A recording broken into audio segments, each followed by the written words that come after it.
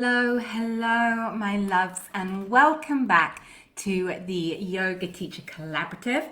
Just going to take a moment to check the tech is all good. Yeah, looks great to me. So we will dive in. Welcome to the Yoga Teacher Collaborative podcast and the weekly live show here in our supportive group here on Facebook. I've just realized my phone is still on making noise and I am waiting for a call from an estate agent. So let's just put that on D&D. There we go. Now, if you are new to the podcast or a returner, welcome. I'm delighted you're here. It fills me with such joy to share with you. I am a yoga teacher, a business mentor, a teacher trainer, and I just love spending time with other yoga teachers. So thank you for being in my little corner of the yoga teaching world. So today's episode, we are exploring the seeds of creativity. Where does your creativity come from? How do you foster a better relationship with your creativity? When your creativity appears to have entered stage left or exited stage left, how do you get it back? How do you find that spark again? So all sorts of things that we are exploring today. Now, what I would like to start with is, what is your relationship with creativity? What is the story you believe around creativity and whether you are or are not creative? Because that's the story many of us have, that you either are a creative person or you are not a creative person. And this starts invariably right back when we're young at school. And there are certain activities that are believed to be creative. And if you excel at those, you are a creative human. And if you don't do well at those, it's as if it's something you don't have. It's something that's not inside of you. And these creative endeavors at school often accidentally receive external criticism, external critique. And critique and criticism is something that can really squash our creativity. Creativity needs space to be messy, to be imperfect, to not work out. Ask any artist for every picture they paint that they love, 50 probably end up in the bin. Creativity needs to be able to make a mess. Yet when we're young, our creativity often gets critiqued to a set ideal and standard that we feel we either meet or we don't meet. And that can create a lifelong relationship with our creativity. So, whether it was art, music, dance, poetry, drama, they were really the only creative outlets in education, which is where we form our story, our narrative around creativity. So I'd love you to look at that. Do you have a story that goes all the way back to school about whether you are creative or not creative, whether it's a talent you have or don't have? And then let's rewrite that story, because creativity isn't a talent. It is something that is inherently within us all. Humans are creative. We birth new life. You came from the most creative process, how you were birthed and created into being, into this world. Our sheer existence is creative. The evolution of humankind shows the ingenuity of our creativity. We have evolved into what we are today because of the creativity which is embedded within all of us. So whatever that story about whether you excelled with a talent in a believed to be creative pursuit during schooling, has nothing to do with this. You are creative. It is within you, in the very fabric of your being.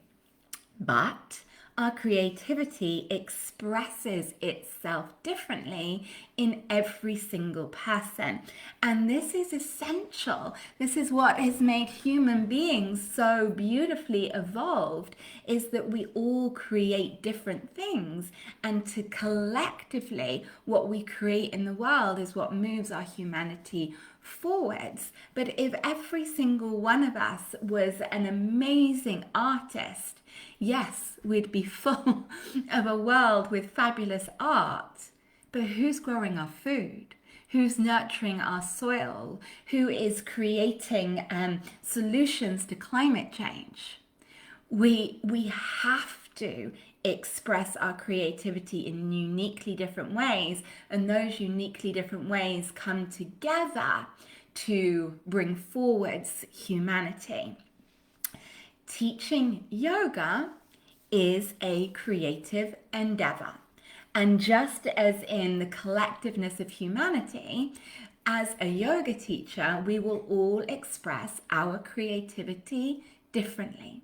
Some yoga teachers might have the most creative sequences. Some yoga teachers might weave mythology and philosophy into their yoga classes with beautiful creativity. Some yoga teachers might be able to use language and imagery to express themes and ways of being in new ways that didn't resonate before. Some yoga teachers might create the most beautiful poems and playlists. Some yoga teachers might just connect with their students at a soul deep level, seeing the creative being within inside of themselves. So all of us will express our creativity within our yoga teaching differently. And this is beautiful, but we cannot get away from the fact that teaching yoga is a creative endeavor, be it from the yoga classes you offer, be it from the different courses that you put together, the day retreats, the workshops that you bring together, or the themes you weave into your yoga classes, the sequences you piece together, be it how you interwove music or not, how you interweave silence or stillness, how you weave in poems and tease out the depths of their meaning, how maybe you dress a room for a workshop, an event, a day retreat. Maybe it's the little gifts that become a part of your retreats and your workshops, or maybe it's in your language, metaphors, imagery. Yoga teaching is the most beautiful canvas on which you get to be creative. To unearth that creativity, we have to believe in possibility. We have to know that we can create anything and we don't have to fit a mold. And just because something hasn't been done before doesn't mean it's a bad idea, it's not going to work. And this is so important, that you feel you can create. You want to put together a day retreat that is exploring yoga and your passion for fermenting kombucha. Maybe those two things have never come together before. That doesn't mean they won't work. I am in the middle of sowing the seeds for a new advanced teacher training meets mentorship that is about our own sadhana, our own devotion. It doesn't exist in the world right now, and I have to go into that portal and create. So it doesn't matter that something doesn't exist, and you do not have to fit in the mold. You really need to believe that anything is possible. And then you need to believe that what you want to create is possible. Creativity isn't a machine that can just be turned off or turned on. Creativity is a living, breathing energy. Just like a houseplant, for our creativity to thrive, it needs to be nourished. It needs to be given the right soil. It needs to have the right light. It needs to be given the right food occasionally. Sometimes it needs to be pruned. Sometimes it needs to be allowed the space to go wild. Creativity is a living, breathing energy that is inside of you, not outside of you. So often when we're feeling a creative rut, the first step is, oh, I need to go and do a training. That's this like instantly reaching outside of ourselves. And yes, going and doing a training is a fabulous thing that could reignite some creative spark. But are you equally making the time to look inside of you? So you have to create a relationship with your creativity. There's a wonderful book by the author of Eat, Pray, Love, and she says in that, I can't remember the name of the book right now, but she says in that about having to seduce your own creativity, having to take it out for a date, lavish some time on it, treat it, coax it back to the surface when you're within a creative lull, versus when we think, oh, my creativity, I'm not feeling much inspiration at the moment, I'm going to go and do a training course. That's like if instead of seducing your own creativity, you just go and find someone else to date because you're bored of the person you were dating. No, you need to invest in the relationship with that energy already inside of you. So when you are feeling a little bit of a creative lull, I'd love us to explore what blocks your creative flow. What blocks your creative flow?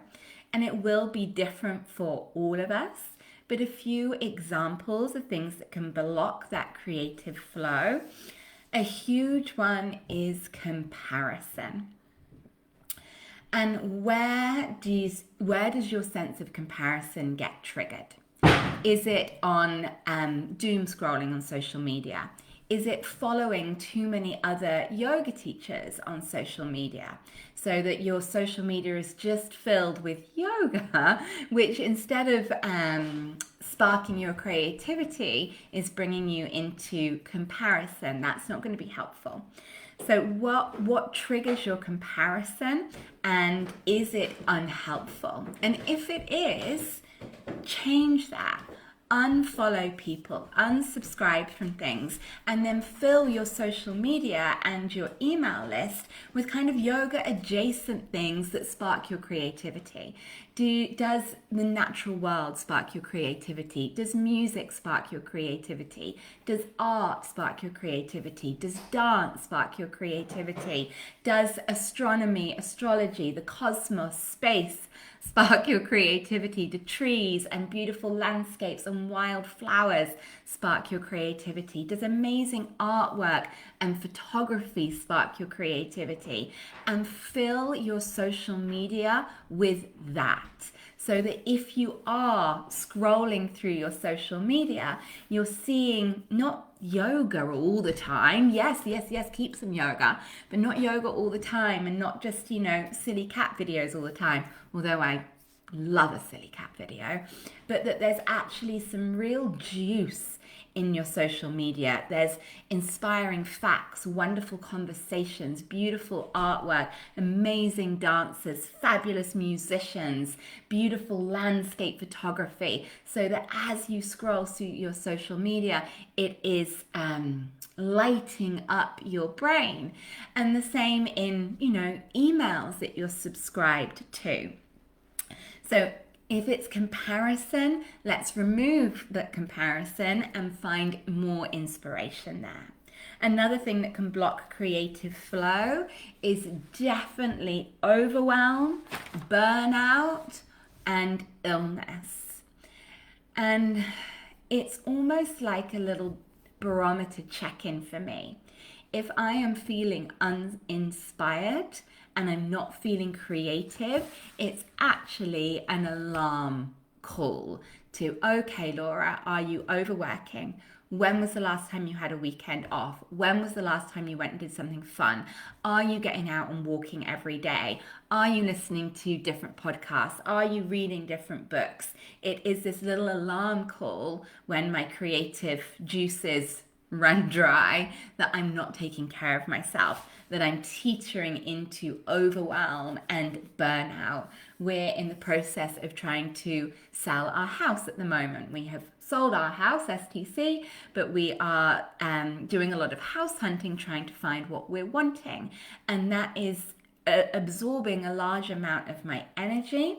And then I felt a little creative slump in my work, and especially that with some illness as well. And that was that alarm call to, okay, Laura, go back to the basics, take the weekend off, cook. And cooking for me can really bring a creative spark. And because I was trying to seduce my creativity, I didn't go to a recipe. I woke up and I was like, I want to put rhubarb in a salad. And my husband, this is a really random tangent, my husband was like, you can't put rhubarb in a salad. Rhubarb doesn't go in a salad. And I was like, watch me. I don't need to fit in a mold. I don't need to do the things that other people do. I don't need to follow the rules. And because he was so critical of me putting rhubarb in my salad, I doubled down on it. And I put roasted rhubarb in my salad, and I made a rhubarb vinaigrette.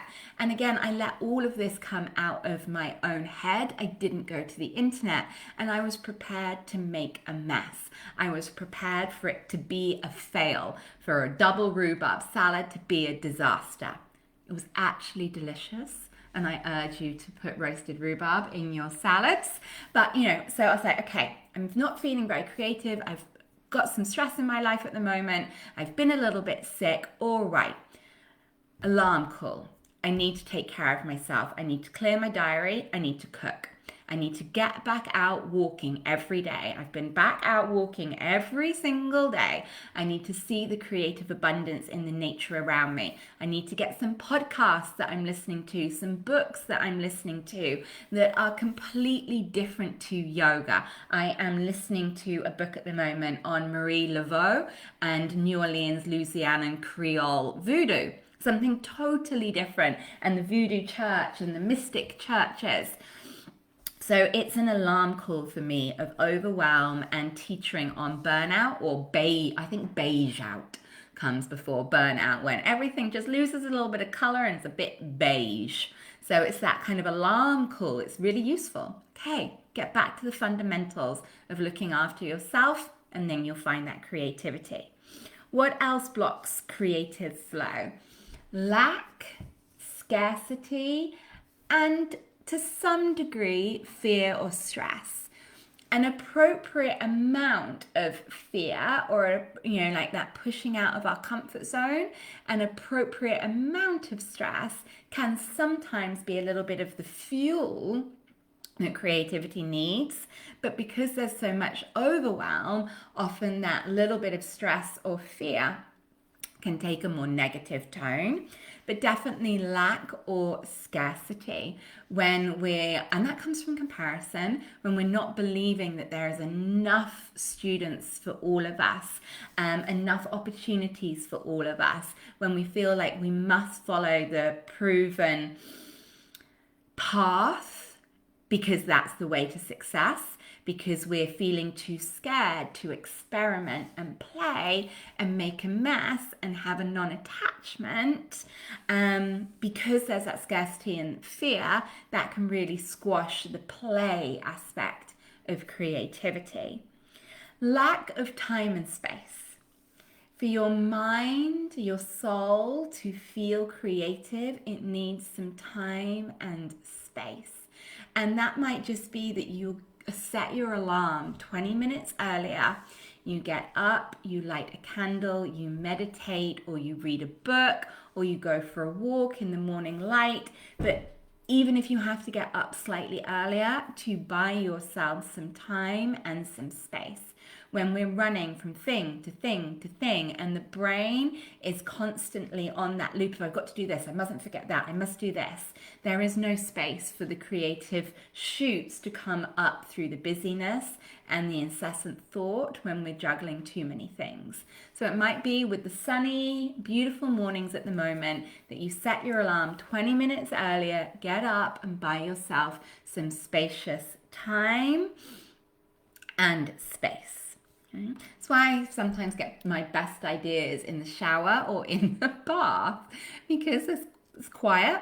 Especially in the shower, it's quiet. I'm not multitasking. I'm not thinking about my day yet, and ideas just come in as the water flows. Other thing that really squashes creativity, blocks creativity, can be perfectionism. Again, I keep talking about making a mess. Doesn't matter if a rhubarb salad's a disaster. Right? But that perfectionism, or if it's not perfectionism, that need to get it ready, get it right. When it's right, when it's ready, I'll share that, I'll launch that. And procrastination. You're not giving yourself a deadline on something, so then it just sort of sits in the background. So how do you then rekindle that creativity? And I've already given you some suggestions here. Time and space, and then coming back to the things you need to feel like you're taking care of yourself. So some of the things that help me rekindle is reading. What are you reading? And, I've been making a real point of going to bed half an hour earlier and reading one chapter of a book. And I like to have books which have short chapters, like 5 to 7 pages.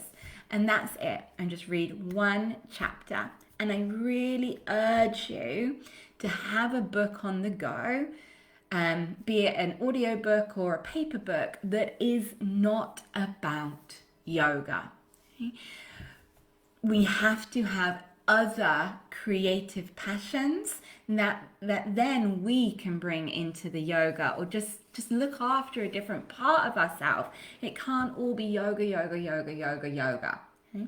So read something. I'm reading a wonderful Greek mythology book at the moment that is about the mythology of Electra and a couple of other Greek women in there. And I'm just reading a few pages a night. Might be an audiobook. I always have a paper book and an audiobook on the go. As I said, my audiobook at the moment is about Creole and Louisiana and voodoo. Again, totally different to yoga. Then make time for pleasure. This comes back into the seducing the creativity, and making time for pleasure could be really small.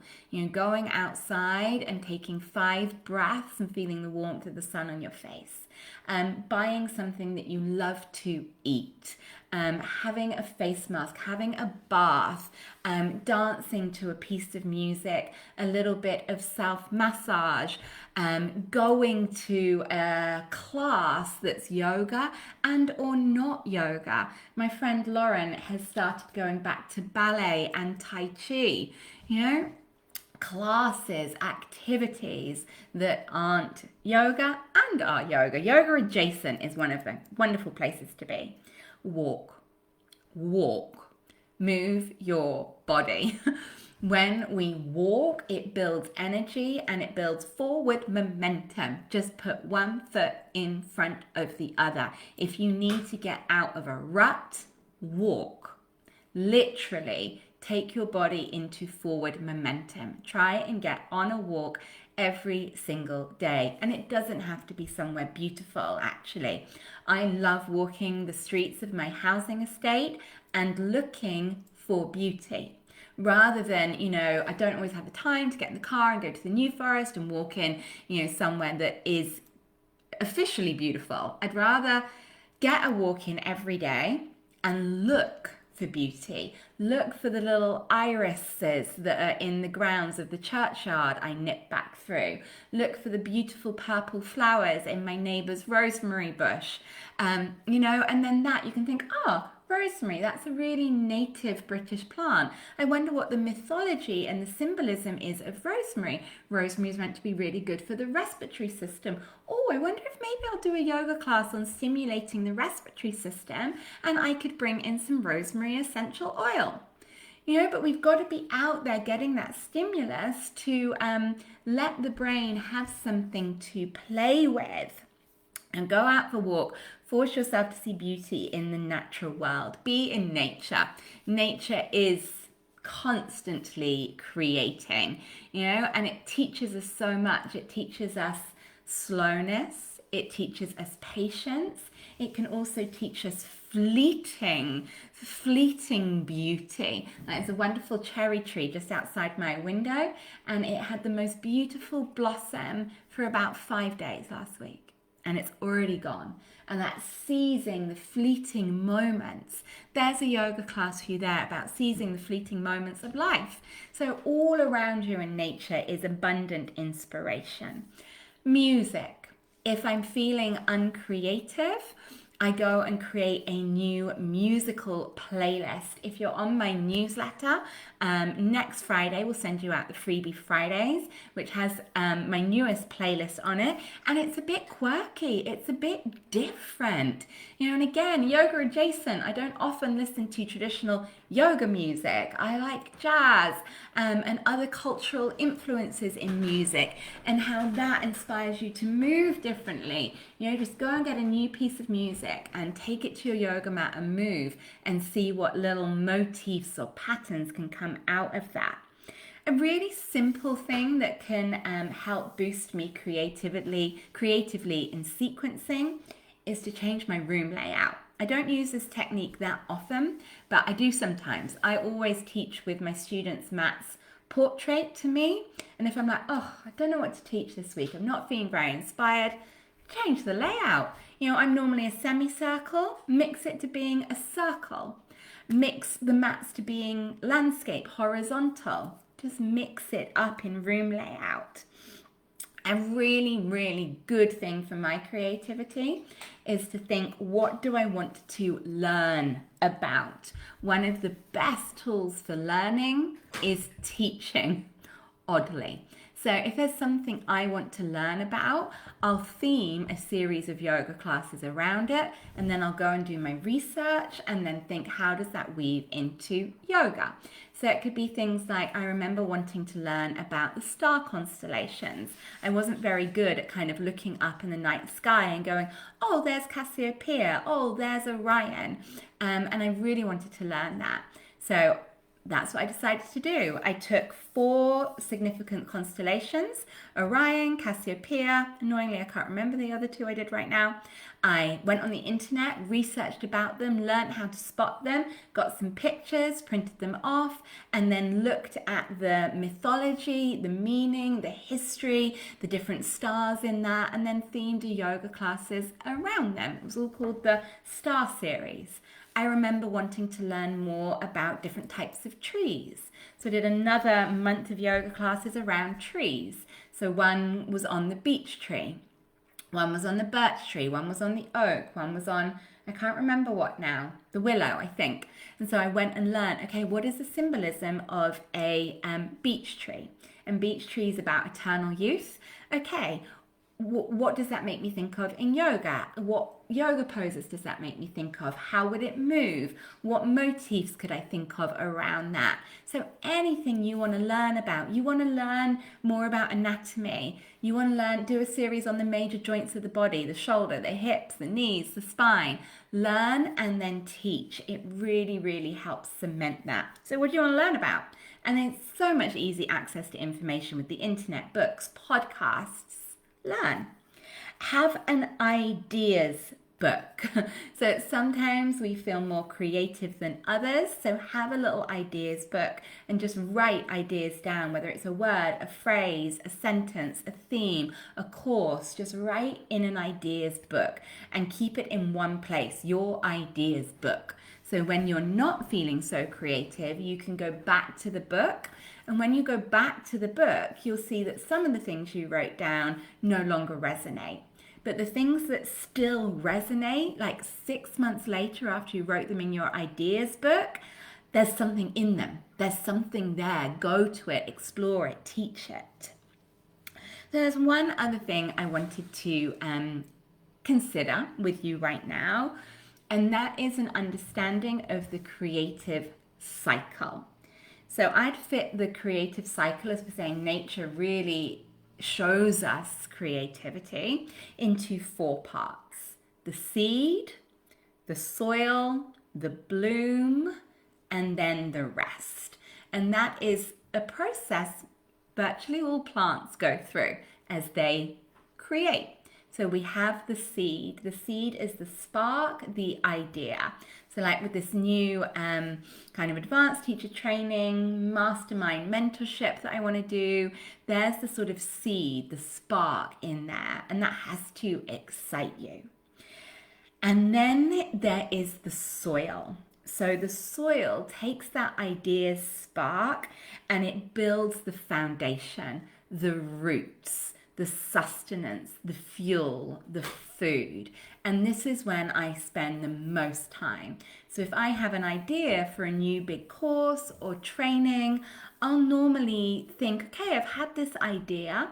I'm going to take a full year or 6 months to bring that into fruition so I can really spend some time on the soil, on the foundations. So once you've had an idea, how do you expand the soil? How do you work the foundations?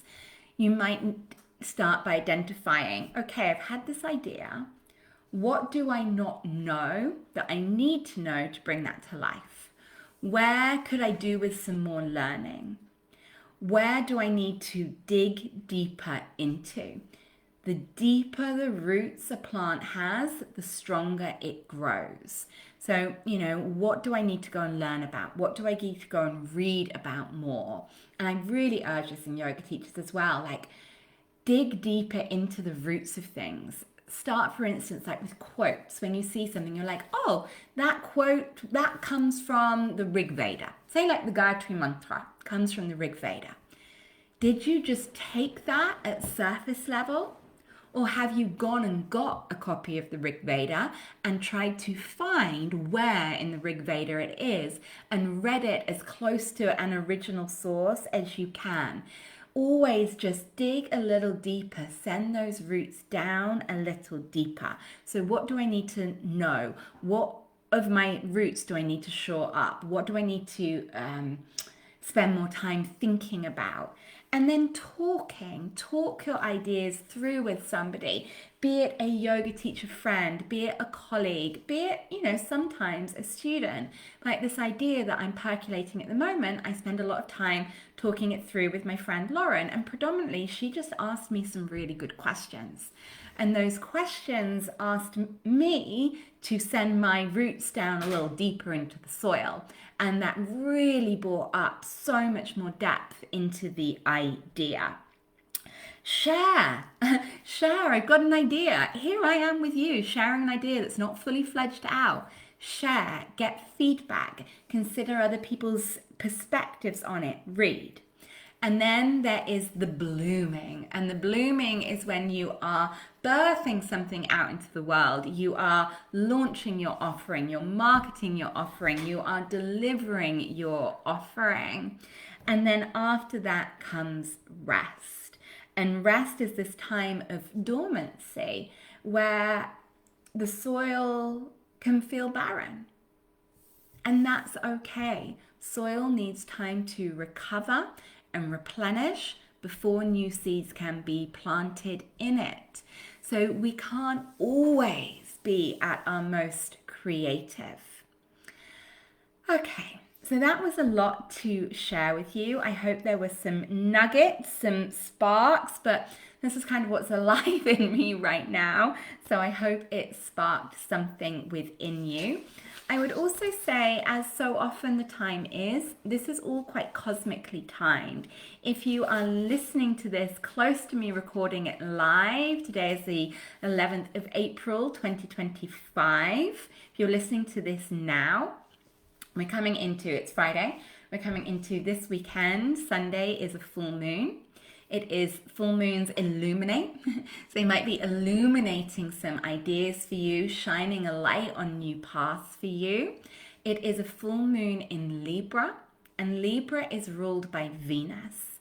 And at the same time, with this Libra full moon, Venus is coming out of retrograde and is stationing direct. So there's a lot of Venus themes this weekend.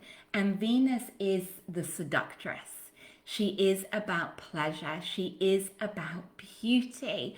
And that is such an amazing way to reignite your creativity, is to look for beauty, to make time for pleasure, to seduce your creativity back to the surface.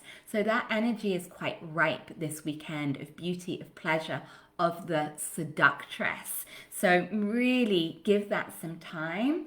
And the next 3 weeks, so from this weekend when Venus stations direct until, I think off the top of my head, it's like the 4th of May, we've got 3 weeks where there are no planets in retrograde. And that's it for the entire year. For the first part of this year, we've had Mars in retrograde, Mercury in retrograde, Venus in retrograde. And then latter part of the year, after the 4th of May, we have a whole host of other planets retrograding, Pluto, Neptune, all some big planets retrograding. So we have 3 weeks from this Sunday, the 14th of April, through to the 3rd, 4th of May, where nothing is retrograding. So this creates a very forward-moving momentum. So we couldn't be having this conversation at a better time. I'm going to say it again, get out and walk.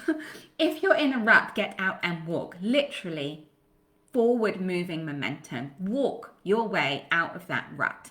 And when you walk, look for beauty in the natural world. Listen to podcasts, interact with people, walk with a friend. As you walk, ring a friend. But we're coming into 3 weeks of forward-moving momentum. So 3 weeks where ideas can percolate a little bit more to the surface. There can be some excitement with that. So this couldn't be more cosmically timed if you are listening to this right now. Okay, my lovelies. So thank you for listening to this. I do have a few things coming up that might support you. So in May, I've got a 2-part training called The Foundations of Sequencing coming up. Send me a message if you'd like the link to it, or you can find it on my website. My website really needs a little bit of help making things more findable, but it's under Beyond YTT. CPD workshops, or just message me, email me, reach out. But the Foundations of Sequencing, 4-hour CPD training to help you feel more inspired within sequencing. I think that's probably all. There's more things kind of coming up in the pipeline, like this Mastermind Advanced Teacher Training coming up.